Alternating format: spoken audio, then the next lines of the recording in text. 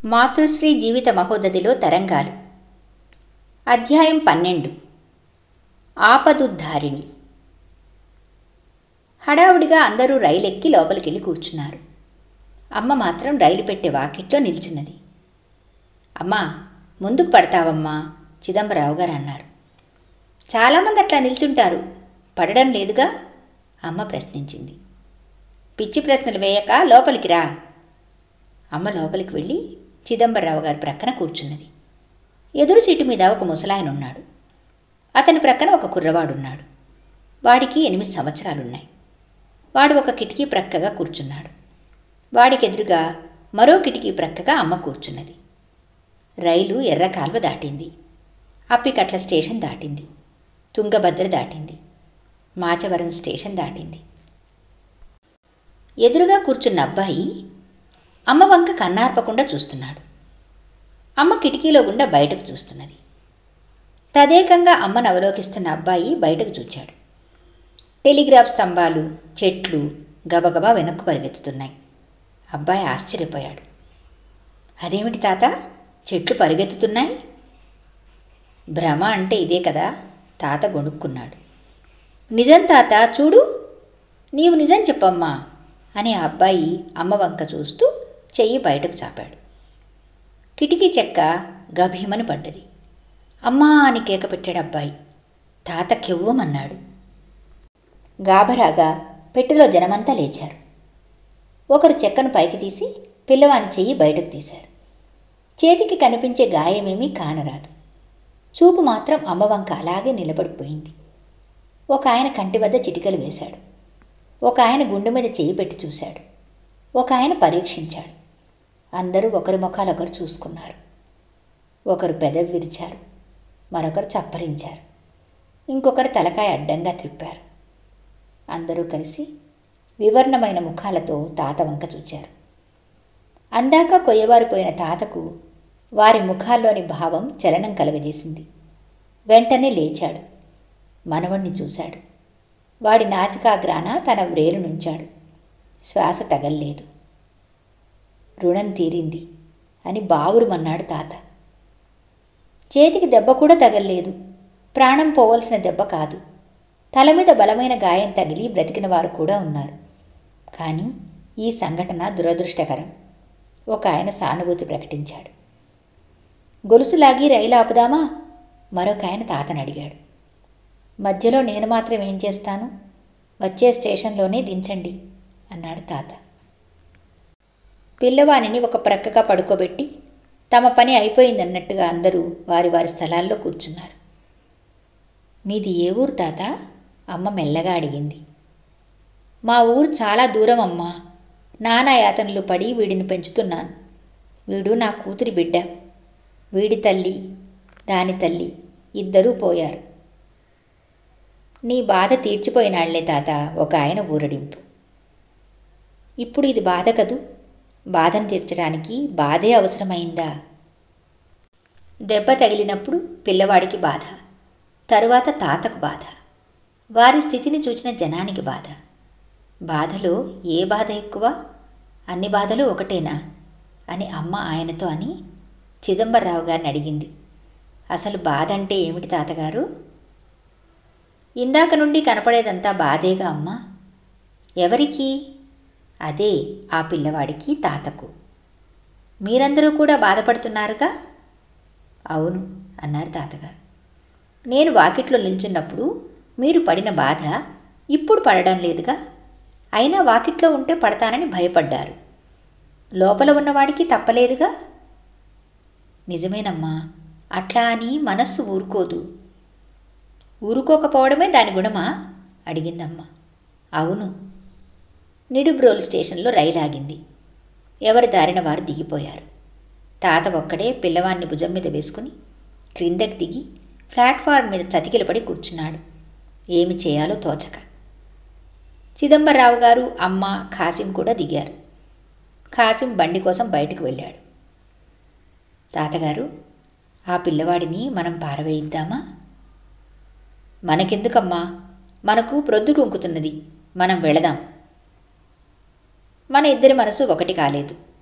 నాకు ఉందామనిపిస్తున్నది, మీకు వెళదామనిపిస్తుంది. ఇద్దరి మనసు ఒకటైతే మిమ్ములను నేను పారవేయిద్దామా అని అడగవలసిన అవసరం లేదు. నాకు తోచగానే మీకు తోచేది. మరి మనస్సు అందరిది ఒకటే అంటారుగా. చిదంబరరావు గారు అమ్మ మాటలన్నీ విని చిరునవ్వుతో, అట్టే ఈ మరిడమ్మగారి పెంపకం వల్ల ఆమె సంభాషణే అతికిపోయింది.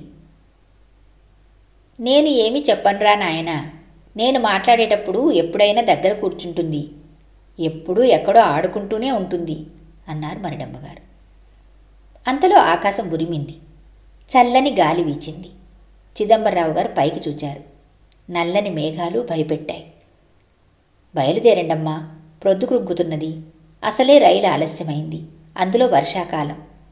దొప్పలపూడి నుంచి నడవాలి కూడా. నల్లఖాసిం వచ్చి ఒంటెద్దు బండి మాట్లాడానని చెప్పాడు. సామాను బండిలో పెట్టించమని ఖాసింకు చెప్పి చిదంబరరావు గారు ప్లాట్ఫారం చివరకు వెళ్ళారు. చిదంబరరావు గారు వచ్చేలోగా వస్తానని చెప్పి అమ్మ తాత దగ్గరికి వెళ్ళింది. అతడు పిల్లవాడిని ఒడిలో పెట్టుకుని ఏడుస్తూ కూర్చున్నాడు. చుట్టూ జనం పోగైనారు. అమ్మ వారిని చీల్చుకొని అతని వద్దకు వెళ్ళి నిల్చున్నది. అమ్మా, రైల్లో మాకెదురు కూర్చున్న తల్లివి కాదు. చూడు తల్లి, చూడు. చిన్నపిల్లవైనా నిన్ను చూస్తే అన్నీ తెలిసిన పెద్దమ్మలాగా కనపడుతున్నావు. ఏడుపు మాని అతడు అమ్మతో మాట్లాడడం చూసి జనం ఆశ్చర్యంగా అమ్మవంక చూచారు. అమ్మ ఆ ముసలివాని వీపుపై చొరవగా చెయ్యి వేసి ప్రేమగా నిమురుతూ, ఎందుకు నాయనా ఏడుస్తున్నావు? పిల్లవాడు పోయాడనా? ఇప్పుడు ఖర్చులకు డబ్బు లేదనా? నిన్ను చూచేవాళ్ళు ఎవరూ లేరనా? ఎందుకు ఏడవడం అన్నది. వీడింత గంజిపోస్తాడనుకున్నాను. ఒకసారి జ్వరం వచ్చి నేను పడుకుంటే వీడే కాచిపోశాడు. అట్లా అయితే ఏడ్చేది నీ కొరకేగా. పెంచింది నీ కొరకు, అది నీ తృప్తి. నీకు హాయిగా ఉండి పెంచావు. చచ్చిపోతే నీకు ఇబ్బందని ఏడుస్తున్నావు. ఏదైనా వాడి చేతిలో పెట్టి వాడు తింటూ సంతోషపడుతుంటే నీకు తృప్తి కనుక వాడికి పెడుతున్నావు. వాడు అల్లరి చేస్తుంటే కొట్టి అల్లరి మానిపించి తృప్తి పడుతున్నావు. ప్రాణం లేదనుకుని శవాన్ని దగ్గర పెట్టుకుని ఏడుస్తున్నావంటే డబ్బు లేదని, పారవేసేవాళ్ళు లేరని, నీ బాధ్యత తప్పిపోతున్నదని, నీ ప్రేమకు ఆధారం పోతున్నదని. అది నీ కొరకే. చిన్నపిల్ల పలికే పెద్ద పెద్ద మాటలు విని జనం విప్పారిత నయనాలతో అమ్మవంక చూస్తున్నారు. అమ్మను వెతుక్కుంటూ ఖాసిం వచ్చి, తాతగారు కోప్పడుతున్నారమ్మా, నీకోసం వెతుకుతున్నారు. అది ఆయన తృప్తి కోసమే ఖాసిం. ఈ తాతకి ఏం కావాలో కనుక్కొని చేస్తావా? తరువాత వెళదాం. తాతగారు కోప్పడతారమ్మా. త్వరగా వెళ్ళటం తాతగారి తృప్తి. ఈ తాత పని చూడడం నా తృప్తి. అమ్మను ఖాసింను వెతుక్కుంటూ చిదంబరరావు గారు వస్తూ కనిపించారు. తాతగారు వస్తున్నారు, నీవు వెళ్ళి తాతగారిని కలుసుకో, నేను వస్తున్నానని చెప్పు అమ్మ అన్నది ఖాసింతో. నేను వెళ్ళకపోయినా ఇబ్బంది లేదు, నీవు వెళ్ళు. ఆ అబ్బాయికి ఏదో ఒకటి నేను చేసి వస్తాలే అన్నాడు ఖాసిం. సరేలే అని వ్రేలుకు ఉన్న ఉంగరం తీసి చేతిలో పట్టుకుని, ఆ కొట్టుకు వెళ్ళి ఒక పంపర పనస పండు కొనుక్కురా అన్నది ఖాసింతో. నా దగ్గర డబ్బు లేదమ్మా. అసలు ఎంత అవుతుందో కనుక్కురా పో. డబ్బు లేని బేరం ఎందుకమ్మా? అదే వస్తుందిలే. ఖాసిం వెళ్ళాడు. అమ్మ తన చేతిలోని ఉంగరం తాత చేతిలో పెట్టి, ఇది మార్చుకుని నీకు కావలసినట్లు వాడుకో అన్నది. చిన్నపిల్లవు, నీకెందుకమ్మా ఈ పని? చూచిన వాళ్ళందరూ అట్లాగే వెళ్ళారు. నా కొరకే, ఇది నా తృప్తి నాయనా. నాకివ్వడం నీ తృప్తి ఏమిటమ్మా అన్నాడు తాత. ప్రపంచంలో ప్రతివాడు ప్రతి పని తన కోసమే చేసుకుంటున్నాడని నాకు తోస్తున్నది. అమ్మ మాట్లాడుతుండగా తాత తన చేతిలోని ఉంగరం అమ్మ వ్రేలుకు పెట్టడానికి ప్రయత్నించాడు. నవ్వుతూ చెయ్యి వెనక్కు తీసుకుని అమ్మ అన్నది, ఒకవేళ నీ మనుమడు బ్రతికాడనుకో, అంటే ఇందాక దెబ్బ తగిలినప్పుడు ప్రాణం కడబట్టి తిరిగి తేరుకున్నాడనుకో, అప్పుడు వాడి చేతికి పెట్టు ఈ ఉంగరం. ఇంకా ఏమి బ్రతుకుతాడమ్మా పోయిన బిడ్డ? బ్రతికితేనే వాడికి పెట్టు, లేకపోతే ఇంకో దానికి వాడుకో అని ఉంగరం తాత చేతిలోనే పెట్టి అమ్మ గబగబా ముందుకు వెళ్ళింది. ఖాసిము చిదంబరరావు గారు కొట్టు వద్ద నిలబడి ఉన్నారు. అమ్మ వారి వద్దకు వెళ్ళి నిలబడ్డది. ఇక వెళదామా అమ్మా? నేను బయటకు వెళ్ళాలి తాతగారు. ఇంతలో ఖాసిం అందుకొని అన్నాడు. ఇక వ్యవధి లేదు. మీరు ముందు బయలుదేరండి. మీరు దొప్పలప్పుడు వెళ్ళేటప్పటికీ నేను వచ్చి కలుస్తాను అన్నాడు. చిదంబరరావు గారు ఇంకేమీ అనలేక, జాగ్రత్తగా రండి, ప్రొద్దు కుంకింది అని సామాను మరిడమ్మగారిని బండెక్కించుకొని బయలుదేరారు. ఖాసింకి ఇంతలో వారి బంధువులు కనిపిస్తే మాట్లాడుతూ ఉన్నాడు. నీవు మాట్లాడుతూ ఉండు, నేను బయటకు వెళ్ళొస్తాను అని ఖాసింపు చెప్పి అమ్మ తిరిగి తాత దగ్గరికి వెళ్ళింది. పిల్లవాని చెయ్యి కదిలినట్లుగా ఉంది. తాత ఆశగా పిల్లవానిని చూస్తూ అమ్మ మాటలు స్మృతికి తెచ్చుకుంటూ ఉన్నాడు. అంతలో అమ్మ వచ్చి ఎదురుగా నిల్చున్నది. పిల్లవాని రెండవ చెయ్యి కూడా కదిలింది. తాత మనసు తబ్బిబ్బయి కన్నుల్లో 1000 కాంతులు విరిశాయి. అమ్మను చూచి ఆనందాశ్రువులతో, ఇందుకే పెద్దలు బాలవాక్యం బ్రహ్మవాక్యం అన్నారు అంటూ చేతులు ముకుళించాడు. బాలవాక్యం కాదు బ్రహ్మవాక్యం అంటే, భ్రాంతి లేని వాక్యమే బ్రహ్మవాక్యం అన్నదమ్మ. ఏమిటి ఏమిటి ఏమన్నావమ్మా? మళ్ళీ అను. అమ్మ పునరుద్ఘాటించింది. భ్రాంతి లేని వాక్యమే బ్రహ్మవాక్యం. తాత ఆ వాక్యం విని ముగ్ధుడైపోయి అశ్రుపూర్ణ నయనాలతో గద్గద కంఠంతో అన్నాడు. ఆ బ్రహ్మవు నీవేనేమో. భ్రాంతి లేనివాడు బ్రహ్మ అంటున్నాను ఎవరైనా. అది సరేగాని నేను వెళ్తున్నాను. ఆ ఉంగరం వాడికి పెట్టు లేవగానే. నీ చల్లని చేతి మీదుగా నీవే పెట్టి వెళ్ళమ్మా. చనిపోయిన బిడ్డకు ప్రాణం పోశావు.